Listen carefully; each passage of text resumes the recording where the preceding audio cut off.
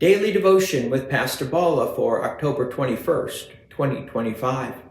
Consider how many are my foes, from Psalm 25, verses 19 through 22. Consider how many are my foes, and with what violent hatred they hate me. O guard my soul and deliver me. Let me not be put to shame, for I take refuge in you.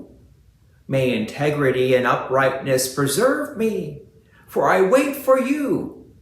Redeem Israel, O God, out of all his troubles. Now, David's prayer in these final verses of Psalm 25 brings his heart's cry to a climax. Surrounded by enemies, he pleads, "Consider how many are my foes." The danger is not only external, his enemies are many, and their hatred is fierce, but also emotional and spiritual. Fear, shame, and weariness threaten to take hold.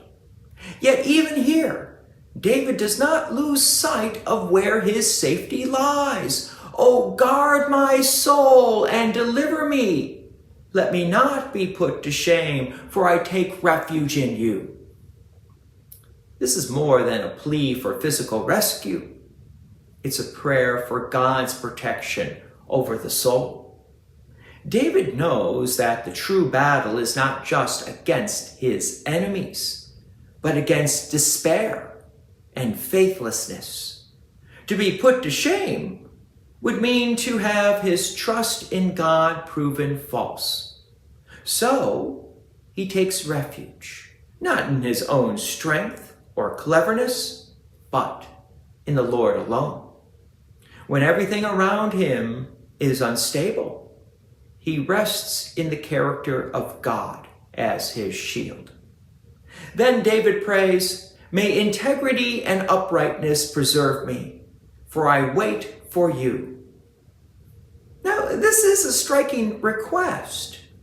He asks that integrity and uprightness, his own God-given honesty and moral steadfastness, would be the means by which he would be preserved.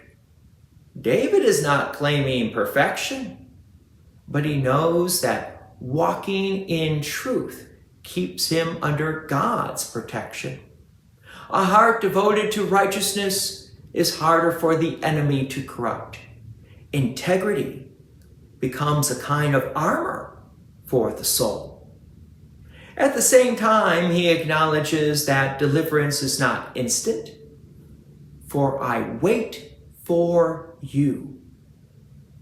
Waiting is often the hardest part of faith. It means trusting God's timing when we would rather see immediate action. But waiting on the Lord refines our faith, proving that our hope is not in outcomes, but in the one who holds all outcomes in his hands.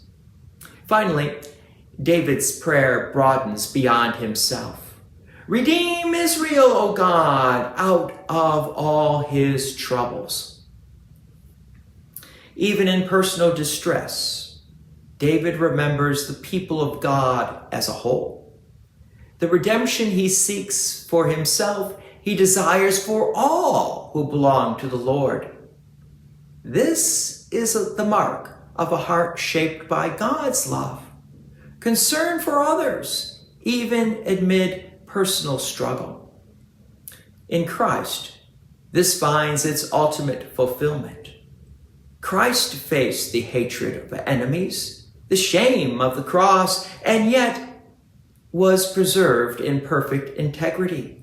Through his death and resurrection, God has delivered us from our greatest enemies, sin, death, and the devil.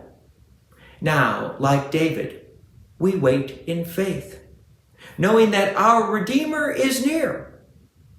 So whatever opposition you face, keep your refuge in the Lord. Let integrity and faith guard you, and wait in quiet confidence for the one who redeems his people from all their troubles. God's peace and many blessings be with you, and thank you for listening. And please take an opportunity to share this message with others.